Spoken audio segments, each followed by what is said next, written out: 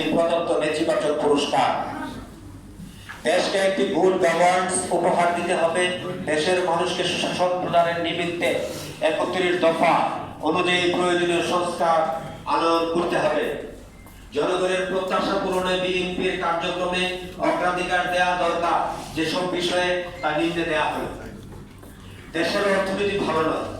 দেশে মেগা প্রকল্প করতে গিয়ে দেশ ২৪ লক্ষ কোটি টাকার ক্ষতিগ্রস্ত আছে। হ্যাঁ, ২৪ ঋণগ্রস্ত আছে।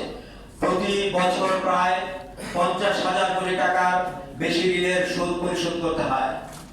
একটি দেশ এত ঋণগ্রস্ত হলে তার সার্বভৌমত্ব বিনষ্ট হবে। কাজেই এই সরকারের অন্তত ২ বছর আর মেগা প্রকল্প গ্রহণের দরকার নেই, যথেষ্ট হয়েছে। সরকারের অগ্রাধিকার বিষয় হবে কঠোরভাবে আইন শৃঙ্খলা পরিস্থিতি নিয়ন্ত্রণ, কোনো ছাড় নয়। শিক্ষা ক্ষেত্রে পাঠ্যক্রম পরিবর্তন করে জনশক্তিকে জনসম্পদে পরিণত করতে হবে। যেটুকু পদ্ধতিতে স্বচ্ছতার সাথে সামাজিক নিরাপত্তা কর্মসূচি চালু রাখা। দেশের চলমান ১১৪টি সামাজিক নিরাপত্তা কর্মসূচিকে সমন্বয় করতে হবে যাতে ওভারল্যাপিং না হয়। স্বাস্থ্য খাতের উন্নয়ন, অধিক পরিমাণে হাসপাতাল নির্মাণ ও ডাক্তার নিয়োগ। কৃষি খাতে গুরুত্ব দিয়ে উৎপাদন বৃদ্ধি, এক খণ্ড জমিও যেন পতিত না থাকে। গ্রাসরুট পর্যায়ে দলকে এক্ষেত্রে কাজে লাগাতে হবে। নাগরিকদের সকল সেবা সহজীকরণ, ডিজিটালাইজেশন ও বিকেন্দ্রীকরণ করতে হবে। যুবকদের জন্য কর্মসংস্থান তৈরি এবং জনশক্তি রপ্তানি করার দিকে জোর দিতে হবে। দেশের যে কোনো বিপদে সন্ত্রাসী কার্যক্রম দমাতে, বন্যা, আকস্মিক দুর্ঘটনা মোকাবেলা ও তাৎক্ষণিক ব্যবস্থা গ্রহণের জন্য শক্তিশালী বাহিনী গঠন করতে হবে। আইটি খাতকে শক্তিশালী করতে হবে। পাঠ্যক্রমে আইটি শিক্ষাকে বাধ্যবাধকতা প্রদান করতে হবে। ডিজিটাল ব্যবস্থা অভ্যস্ত নাগরিক তৈরি করতে হবে। তৈরি পোশাক শিল্পে বিশেষ গুরুত্ব আরোপ করতে হবে। বিগত ১৭ বছরের আন্দোলনে যারা ক্ষতিগ্রস্ত হয়েছে, গুম, খুন, নিহত হয়েছে, অঙ্গহানি হয়েছে অথবা হামলায় জর্জরিত হয়েছে, সেই সকল ত্যাগীদের জন্য বিশেষ ব্যবস্থা গ্রহণ করতে হবে। কর্মীরাই দলকে ধরে রাখে। দেশপ্রেমিক ত্যাগী নেতা কর্মীদের অবহেলা করা ঠিক হবে না।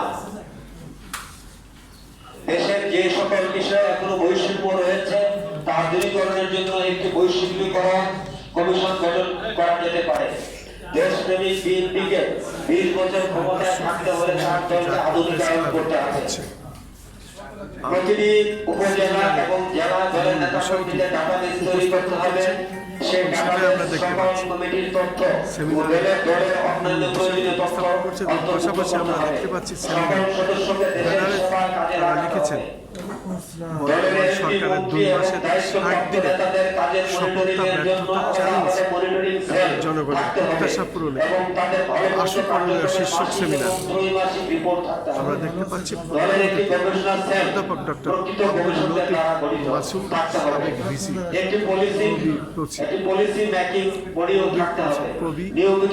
আয়োজনে ন্যাশনাল রিসার্চ সেল কোর্স সম্পন্ন হলে সার্টিফিকেট দিতে হবে। দলের আদর্শ, গঠনতন্ত্র, বিহেভিয়ার, জনগণ গঠন ইত্যাদি সম্পর্কে আধুনিক প্রশিক্ষণ দিতে হবে। নেতা নির্বাচিত হতে হলে বিভিন্ন প্রশিক্ষণ সার্টিফিকেট থাকা বাধ্যতামূলক করতে হবে।